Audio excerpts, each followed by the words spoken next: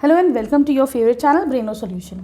देखो बच्चों, आज हम करेंगे क्वेश्चन नंबर 7। क्या कह रहे हैं, ये फिगर है यहाँ पे HOPE, this is a parallelogram. ठीक है, इसको नाम दे दिए इन्होंने होप।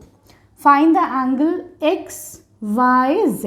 ठीक, तो देखो अगर हमें पता है कि भाई ये वाला पूरा पैरेललोग्राम है, ठीक है, तो बड़ा ही आसान है इसको निकालना। क्या करोगे, सबसे पहले तो हम देखते हैं कि यहाँ पे देखो ये वाली जो लाइन है ऐसे H और ये P है, ठीक है।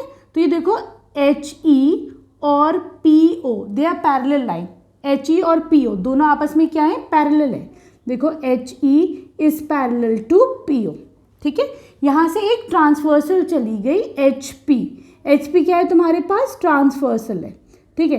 तो देखो बेटा, जब ये ट्रांसवर्सल ऐसे जाती है तो ये क्या बनता है, यहाँ पे ये Z एंगल बन रहा है, Z बन रहा है, ऐसे करके ये गई तो ये क्या बन रहा है, Z बन रहा है। Z क्या होता है, ऑल्टरनेट एंगल्स होते हैं। तो यहाँ पे ये देखो ये Z बन गया, तो इसका मतलब क्या है कि ये 40 डिग्रीज किसके इक्वल होगा, X के इक्वल, सॉरी Y के इक्वल होगा, ठीक है। 40 किसके इक्वल होगा, Y के इक्वल होगा, क्योंकि ये Z बना रहा है यहाँ पे ऑल्टरनेट एंगल।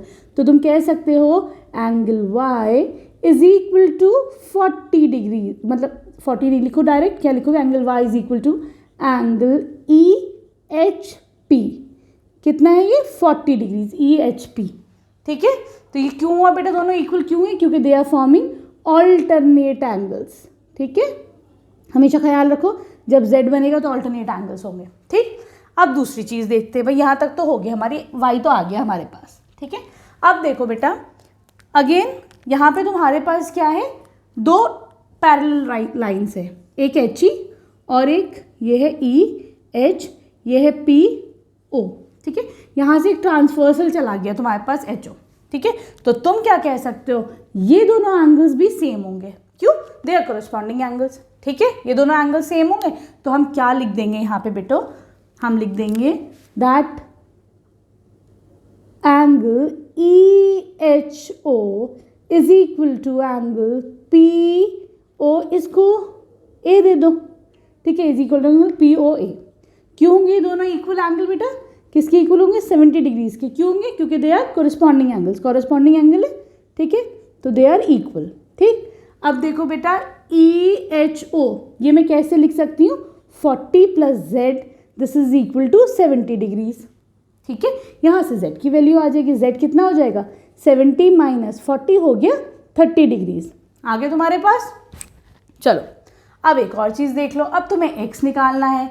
तो ये देखो बेटा, अब यहाँ पर देखो EP is parallel to HO, ठीक है। मैं इसको रब कर देती हूँ, तुम्हारे पास Y आ गया और Z आ गया एंगल, ठीक है। तुम्हें अब X निकालना है, ठीक है। चलो इसको अब हम रब कर देते हैं, ये ऐसे, ठीक। अब तुमको पता है यहाँ से ट्रांसवर्सल जा रही है, EP is parallel to HO, ठीक है, ट्रांसवर्सल जा रही है EH, ठीक। तो तुम क्या बोलोगे, ये जो दोनों एंगल्स हैं बेटा, तो ये क्या होगा, दोनों का सम क्या होगा, 180 डिग्रीज होगा। तो तुम यहाँ से बोल दोगे, या फिर इसको ऐसे भी कह सकते हैं,